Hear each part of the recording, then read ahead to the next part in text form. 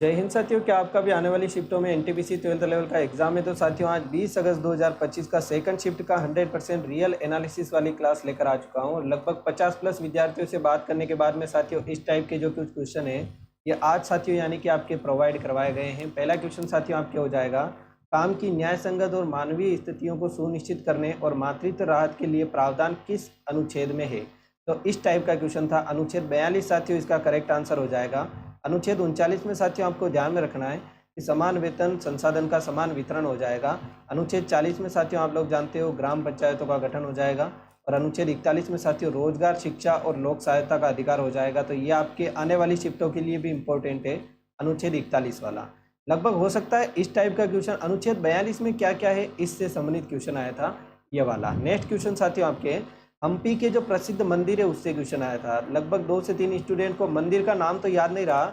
ये मैंने साथियों गूगल पर सर्च करके कुछ बोल रहे थे कि राजा नाम से कुछ मंदिर था या फिर राम नाम से कुछ मंदिर था। तो हम्पी में एक प्रसिद्ध मंदिर है हजार राम मंदिर, जो कि भगवान राम को साथियों समर्पित है। इसके निर्माण की शुरुआत कब यानी कि हुई थी?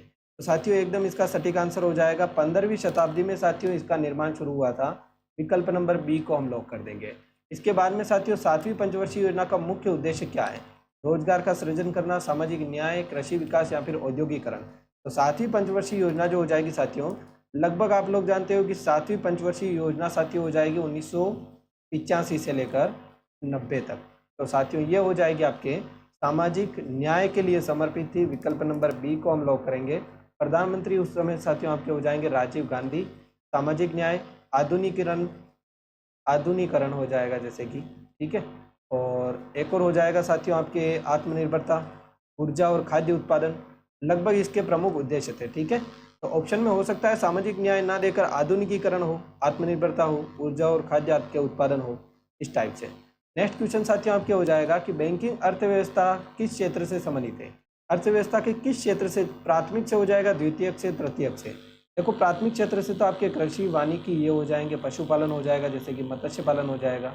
द्वितीयक क्षेत्र से साथियों आपके उद्योग हो जाएंगे, जो विनिर्माण के कारखाने होते हैं वो हो जाएंगे साथियों।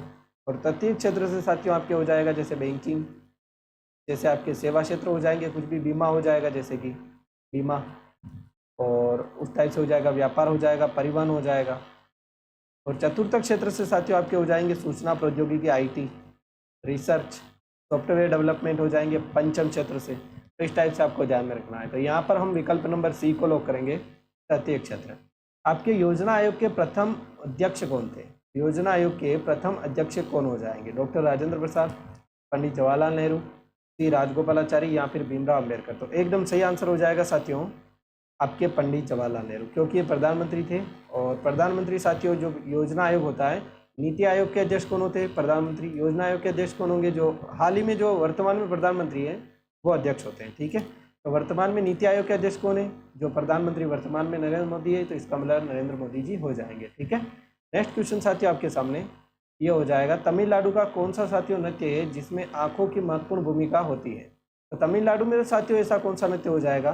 कथकली है जैसे कि केरल में, तो इसमें आंखों की महत्वपूर्ण भूमिका होती है।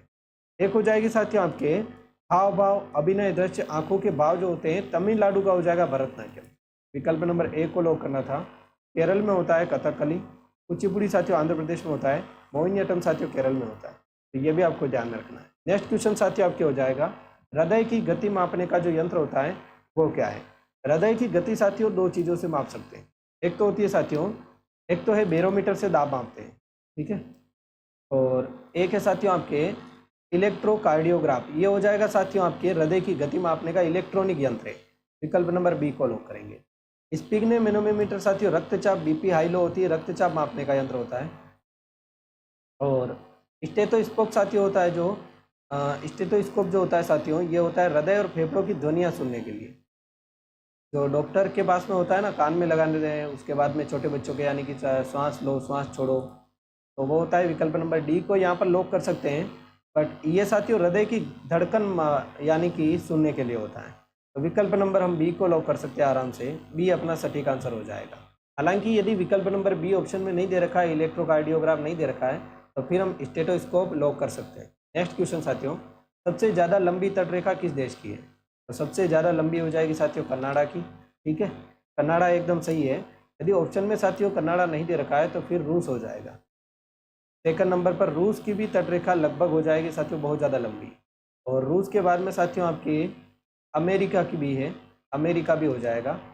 और भारत की कमी है, ठीक है। तो विकल्प नंबर यहाँ पर हम डी को लॉक करेंगे, क्योंकि यहाँ पर कनाडा दे रखा है इसलिए, वरना इस टाइप का क्वेश्चन आया था इसलिए। केंद्रों और राज्यों के बीच में साथियों विधायी शक्तियाँ होती है, उनका विभाजन किससे संबंधित है? केंद्रों और राज्यों के बीच में जो विधायी शक्तियाँ होती है वो साथियों आपके 6ठी या फिर 7वीं या फिर 8वीं अनुसूची।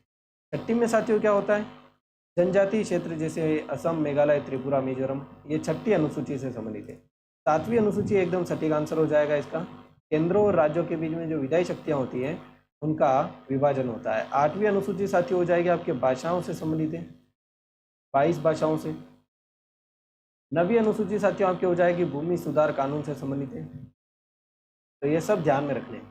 नेक्स्ट क्वेश्चन साथियों, किस शासक ने आपके शक्तियों को प्रशासन केंद्रीकृत करके शासन किया?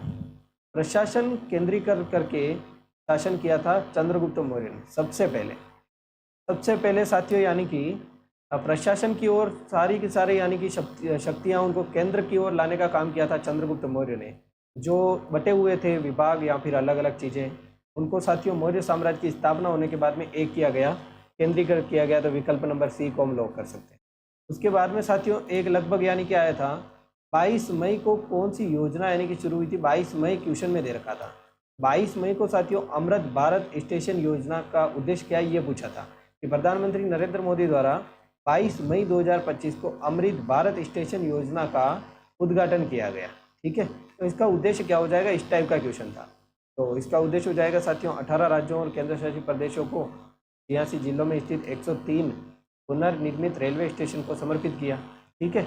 इस टाइप का क्वेश्चन था 22 मई को रिलेटेड।